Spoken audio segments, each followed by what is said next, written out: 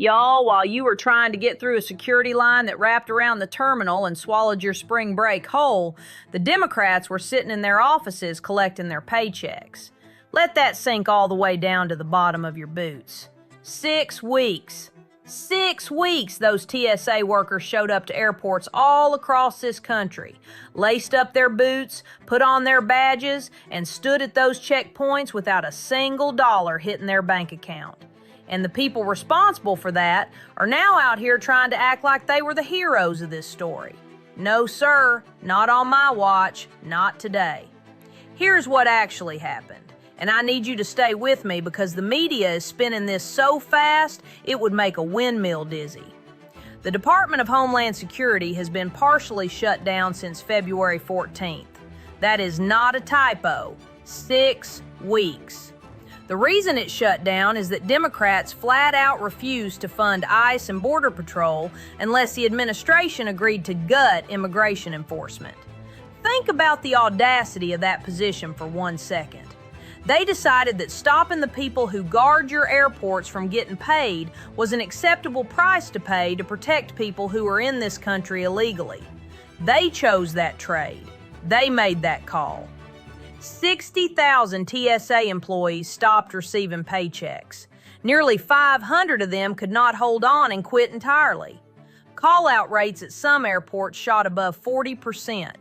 At Houston Hobby Airport alone, more than half the scheduled workforce did not show up on a single day in March. More than half. Travelers were waiting 3 hours in lines just to get to their gates. People missed flights, people missed funerals, people missed graduations. Real Americans living real lives, and the Democrats were treating their paychecks like poker chips in a negotiation over immigration policy. Now here's the part that ought to fire you up something fierce. Congress went on a 2-week recess. They packed their bags, headed out the door, and left this whole mess sitting right there like a busted water heater in January.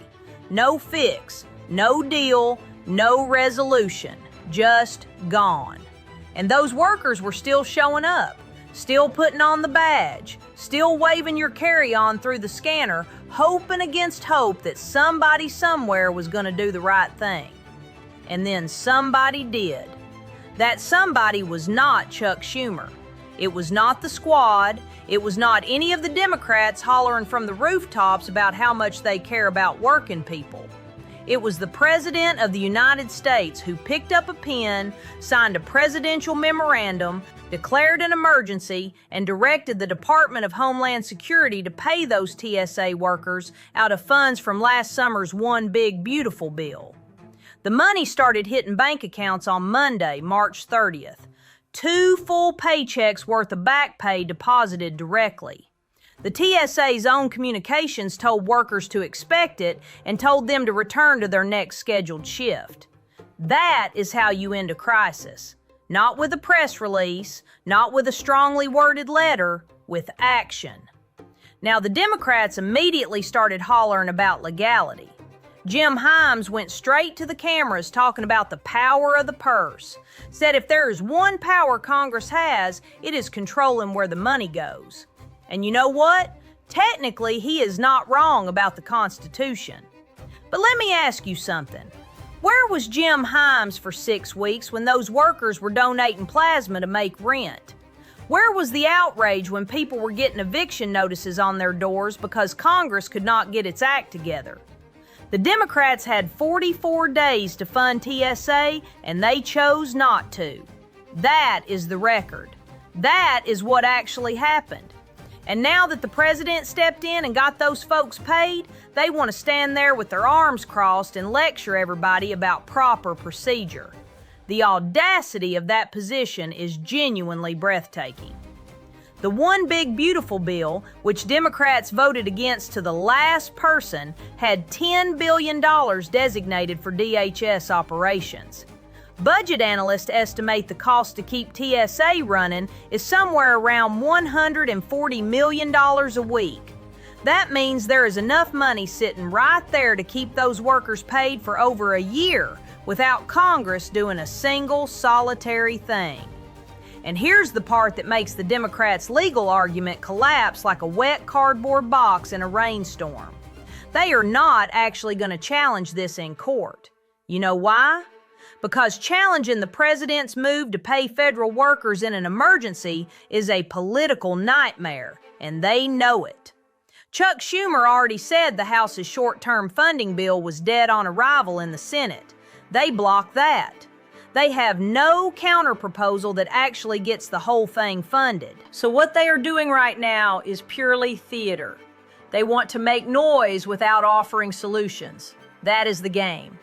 And here is something that has not gotten nearly enough attention. While all of this was going on, the longest partial government shutdown in the history of the United States was setting a new record right in front of everybody's eyes. The previous record was 43 days set just last fall. This one blew past that mark without a blip on most networks. 44 days, 45, 46, creeping toward 50 now. And the only reason airport lines started getting shorter is because the president acted unilaterally. Not because Congress found its spine. Because one man did what needed doing when the people who are supposed to govern could not stop playing political games long enough to sign a check. Now, I want to talk about the political calculation here because it tells you everything. Democrats have been using this shutdown as a lever against ICE since February.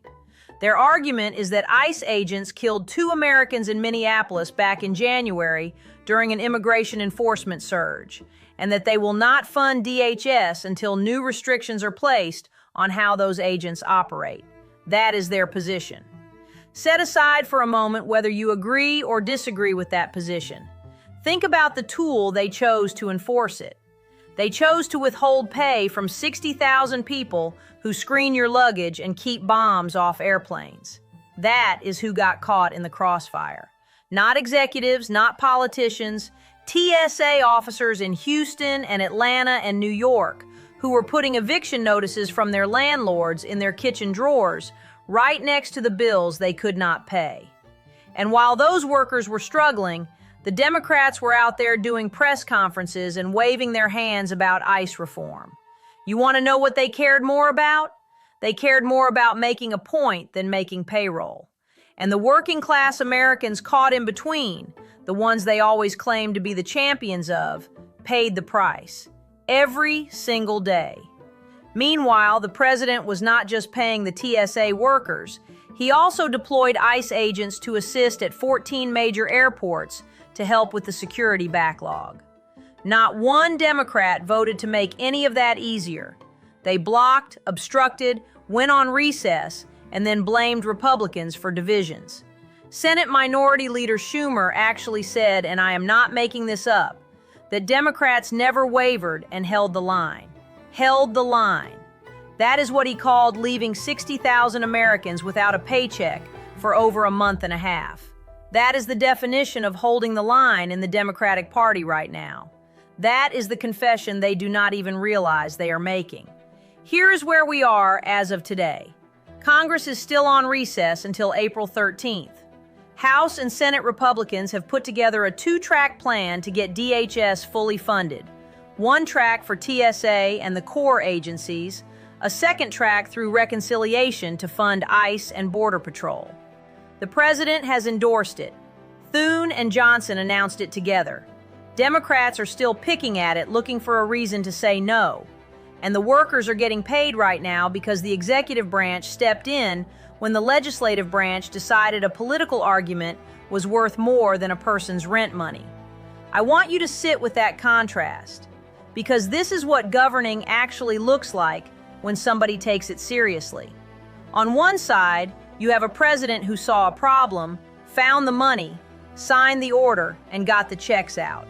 On the other side, you have a party that chose the shutdown, defended the shutdown, went on vacation during the shutdown, and then criticized the solution. That is the choice they made. And in November, every working American who spent 3 hours in an airport line this spring because of that choice is going to remember who made it.